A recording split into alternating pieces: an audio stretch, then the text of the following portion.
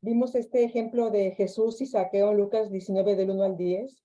Vimos la misión de Jesús, el oficio de Zaqueo, su detestable testimonio entre la población. Zaqueo era considerado un traidor. ¿Cuáles son las opciones de Jesús?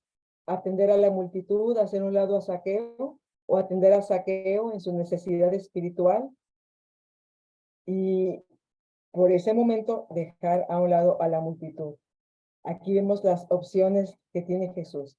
Vamos a seguir trabajando con estos tipos de razonamiento. Vamos a ver cuáles son las fuerzas y las debilidades del tipo de razonamiento del consecuencialismo. El primero, fuerzas y debilidades del consecuencialismo. Este tipo de razonamiento moral nos recuerda que somos responsables de lo que somos, de lo que hacemos. Nos recuerda que somos responsables de todo lo que hacemos. También nos dice que las consecuencias o los resultados de lo que hagamos es muy importante. Eso es muy importante. Para el tipo de pensamiento moral consecuencialista, las consecuencias y los resultados son muy importantes. Eso es lo que se toma en primer lugar. También nos recuerda que debe haber unidad, coherencia entre lo que hacemos, entre lo que decimos, todo debe haber una unidad, una coherencia. También recuerda la relevancia de fomentar lo bueno, los valores fundamentales en la vida.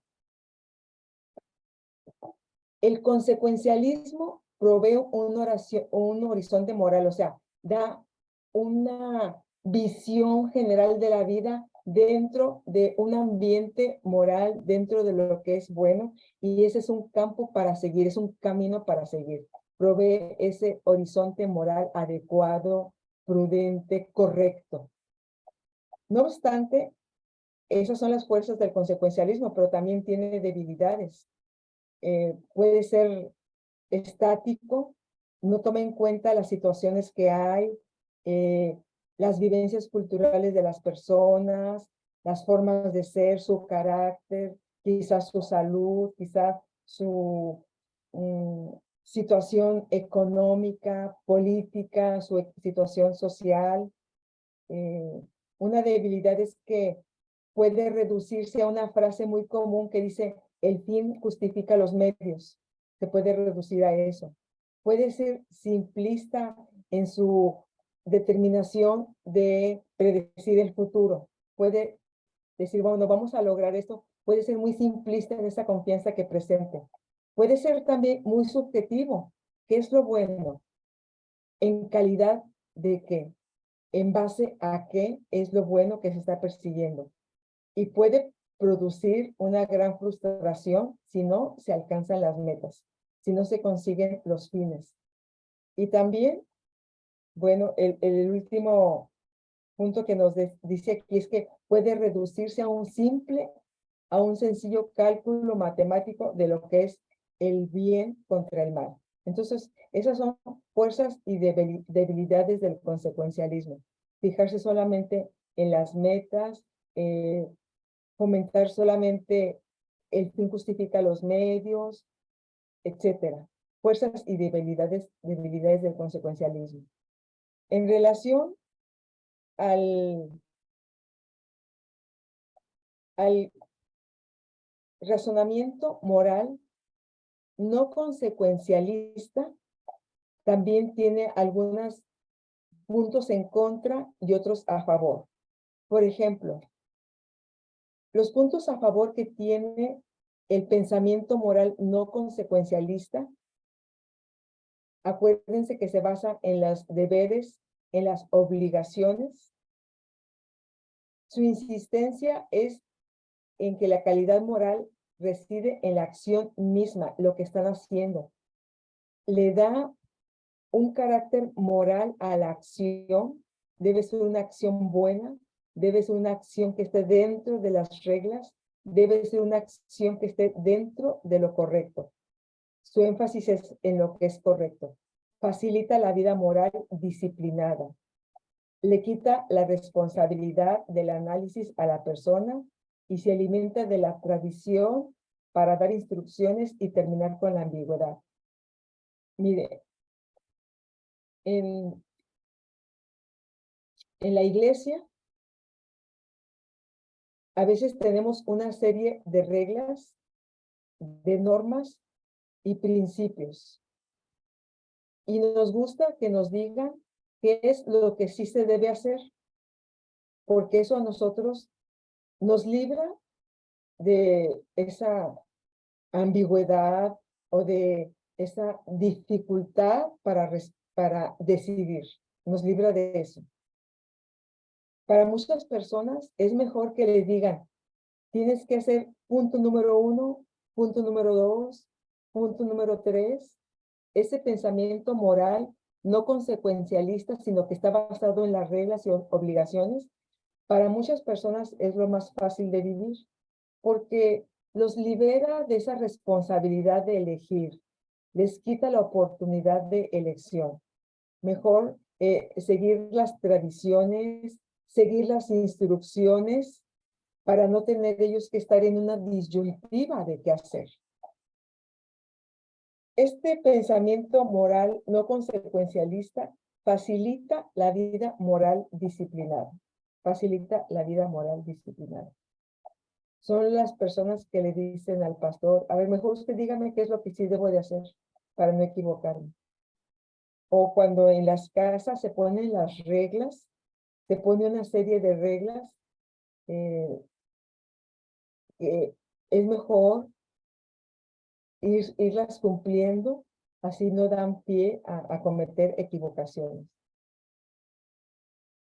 Estas son fortalezas de ese pensamiento moral no consecuencialista. De hecho, fíjense que muchas veces en la doctrina de la iglesia están marcadas esas reglas. No hacer esto, no ir allá, no tomar este tipo de sustancias, esto sí tienes que hacer, esto sí lo debes hacer. O sea, como que a veces para muchas personas es más fácil que le vayan marcando el camino a través de reglas, a través de deberes, a través de obligaciones. El recordar que la moralidad jamás es un asunto puramente personal o individual, relativo a gustos y prejuicios. Eso es parte de las fortalezas que tiene el pensamiento moral no consecuencialista. Entre las debilidades de este pensamiento moral puede ser que este tipo de procesos mentales no considera que las situaciones cambian y que por eso mismo no se puede responder de la misma forma a la realidad histórica. Por ejemplo, en la Biblia se permitía la poligamia en el Antiguo Testamento. Y fue una situación de su tiempo. Pero ahora ya no es lo mismo, ahora la situación ha cambiado. En el Nuevo Testamento se permitía la esclavitud. De hecho, Onésimo es un prisionero y se le están dando algunas indicaciones en la carta a Filemón. La esclavitud ahora ya no está permitida. Entonces, las situaciones de la realidad van cambiando y no se puede responder de forma adecuada a la realidad histórica. Si reconoce nuevas situaciones, se enreda mucho intentando descubrir las nuevas reglas adecuadas que reemplazan a las antiguas. El pensamiento moral no consecuencialista es una ética fuera de una realidad histórica y es abstracta, pierde flexibilidad y dinamismo. En especial, el pensamiento no consecuencialista no reconoce que puede haber diferentes maneras de resolver una misma situación o diferentes formas de responder un conflicto moral. Por ejemplo, si la ley, si el deber dice no debes mentir, entonces, ¿qué hacemos si nosotros, al decir una verdad, se asesina a una persona inocente? Vi un caso de una hermana, estaba hablando la semana pasada, que decía, yo conozco una verdad, me la comentaron y la tengo en un documento, pero esta verdad va a implicar que varias personas, dice ella, vayan a la cárcel. Entonces, dice ella, tengo que decir, porque está la verdad escrita y la voy a decir. Y ella le interesa mucho cumplir, porque ella tiene ese documento y aunque sabe que las personas van a ir a la cárcel, ella está interesada en cumplir con lo que dice ese papel. Ay, ¿qué hacer? Si el imperativo moral es no mentir, ¿qué hacemos si como resultado de decir la verdad se asesina a una persona? No matar también es una regla moral. ¿Cómo hacer con esta ley, con este principio moral no consecuencialista que obedece mucho a las reglas, obedece mucho a los deberes? Hay toda una serie de reglas que tenemos en la vida, hay toda una serie de deberes que tenemos en la vida. Entonces, este pensamiento moral no consecuencialista tiende a ser una ética rígida, legalista y absolutista. Sustituye el vivir la vida de la fe por el mero cumplimiento de la ley. Para las personas que siguen esta manera de vivir, les interesa más cumplir la regla que vivir la vida por medio de otro tipo de opciones. Les interesa más cumplir la regla. Jesús creció en un ambiente de mucho legalismo, de muchas reglas, de muchos deberes y muchos cumplimientos. Por ejemplo, la religión judía, el ambiente donde nació Jesús, tenía muchas tradiciones. Las mujeres no contaban dentro de la sociedad, las mujeres no tenían participación en el culto litúrgico. Los hombres no se podían relacionar con las mujeres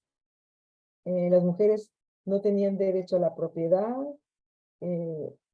Muchas veces todavía en la Biblia no se da el nombre de las mujeres, sino se dice la mujer de, la esposa de, la hija de, la madre de, porque ellas no tenían ninguna representación como personas, menos dentro de la ley. Entonces, Jesús nace en esa situación, en esa realidad, en esa sociedad llena de leyes, llena de principios, pero a Jesús le interesa mucho la relación con las personas y rompe muchas de esas leyes, rompe muchas de esas tradiciones. Se deja tocar por las mujeres.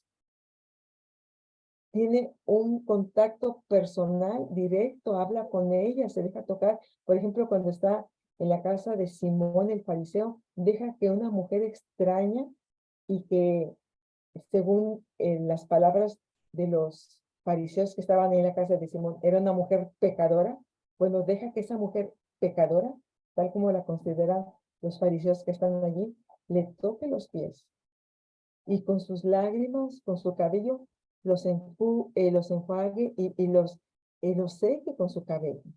Jesús deja que esa persona toque su cuerpo. Entonces Jesús rompe esa serie de ritos, esa serie de tradiciones en el cual fue criado para cumplir la voluntad de Dios, para cumplir su misión. Estamos en las fuerzas y debilidades del no consecuencialismo. Pasemos ahora a las fuerzas y debilidades del pensamiento moral llamado contextualismo, contextualista, que está basado en el contexto, en la realidad. Como los otros tipos de razonamiento moral, el contextualismo también tiene fortalezas y tiene debilidades. Entre las debilidades se pueden señalar su relativismo puede admitir todo. Ahora vivimos en una época muy relativista, donde nada es bueno, nada es malo, todo depende de la situación, todo depende de la realidad que se esté viviendo. ¿Qué es pecado? Depende, podrían decir algunos en este pensamiento contextualista. Depende. Ya no se puede definir lo que es una familia, lo que es el pecado, lo que es lo bueno, porque ahora el pensamiento relativista puede admitir todo. Entonces, este contextualismo da poca orientación frente a la realidad. Pudiéramos decir que representa un anarquismo ético, donde no hay ninguna ley, donde no hay ninguna indicación, donde no hay ninguna instrucción. Es muy difícil para una persona y le asigna mucha responsabilidad. Valora demasiado la capacidad de las personas ordinarias. Les deja mucha responsabilidad para que ellos decidan de acuerdo a su situación, a su realidad, a sus principios, a la ética con la cual fueron formados. Esta ética contextualista tiende a ser subjetiva y tiende a ser individualista. Minimiza el mal como una realidad objetiva, lo minimiza. Entre las fuerzas se puede notar que toma en serio la historia, le interesan mucho las situaciones reales, las personas concretas, toma muy en cuenta la realidad que se está viviendo. No toma en cuenta las reglas, pero sí toma en cuenta la realidad. Es flexible, lo que permite que una acción ética pueda tener valor en esta situación, quizá en la otra no. Entonces, es flexible, puede decidirse por algo en un momento y luego puede decidirse por otra situación de acuerdo a la realidad que se está viviendo.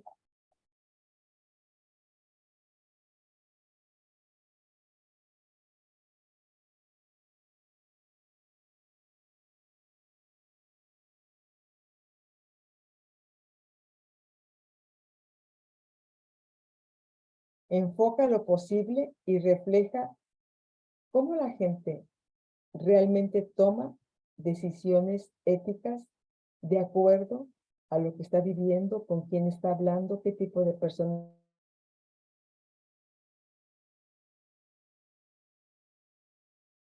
El pensamiento moral contextualista. Bueno, vimos hoy estos tres tipos de pensamiento, estas tres posturas, estos tres formas, estos tres procesos de ver el razonamiento moral. El tipo contextualista que tiene como pregunta base o pregunta donde se fundamentó todo, ¿cuál es el resultado o la meta que se debe lograr? Ese es el pensamiento el pensamiento moral contextualista. ¿Cuál es el resultado o la meta que se debe lograr. El tipo no contextualista, que tiene como pregunta clave cuál es la obligación o el deber moral que se debe cumplir. ¿Cuál es la obligación? ¿Cuál es ese deber? Más que la meta, más que lo que se va a lograr, le interesan las reglas, las formas, los modos, y siempre estamos viviendo con reglas. De hecho, si usted maneja un coche, debe cumplir muchas reglas. Para empezar, debe tener una licencia, debe asegurarse un cinturón para poder conducir, no debe estar viendo un celular.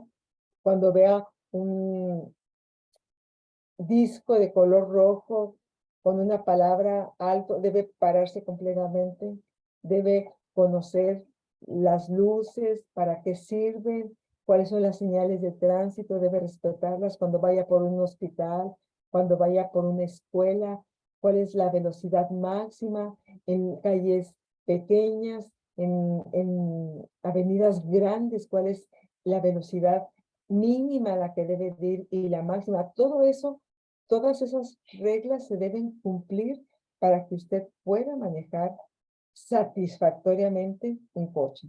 Bueno, ese pensamiento moral no contextualista es el que se basa en las reglas y obligaciones que hay que cumplir. Y el tercer tipo de razonamiento moral, el tercer tipo, es el que indica el contexto o la situación para poder asumir una postura ética. ¿Qué edad tiene? ¿Cómo es su familia? ¿Cómo es su formación?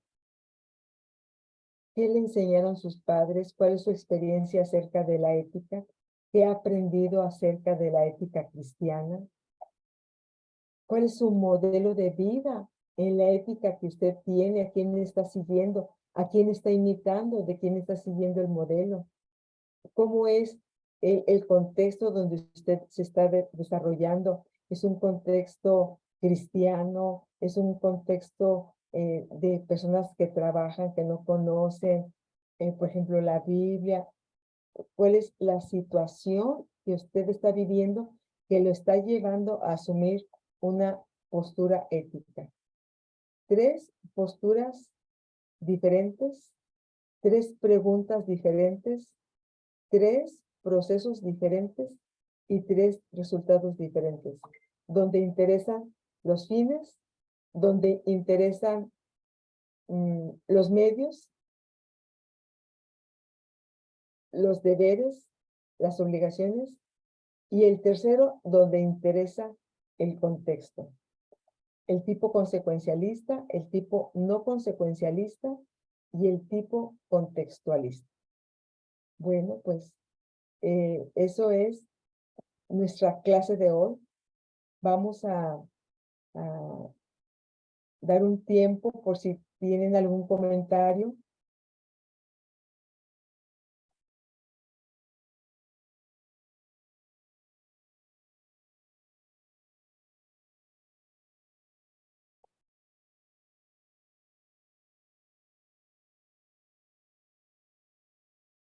Estamos en este capítulo 3, el pensamiento moral.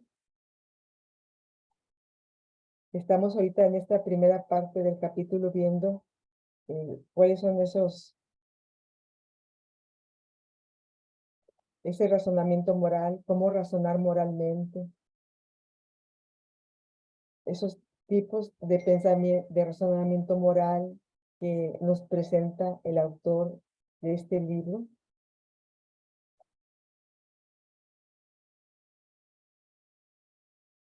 Bueno, pues si no hay comentarios, vamos a terminar aquí nuestra clase de hoy. Muchas gracias por su asistencia. Están ya las tareas específicas. Bueno, todavía tendríamos que ver la segunda parte del capítulo 3. Vamos a ahondar un poco más en las reglas porque viene ahí un asunto muy importante. y vamos a hablar acerca de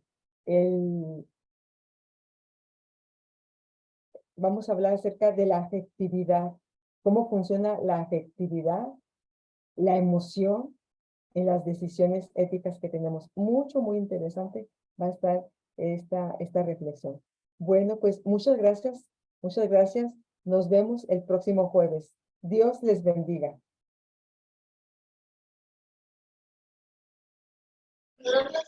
Muchas gracias a usted. Igual bendiciones. Bendiciones para todos.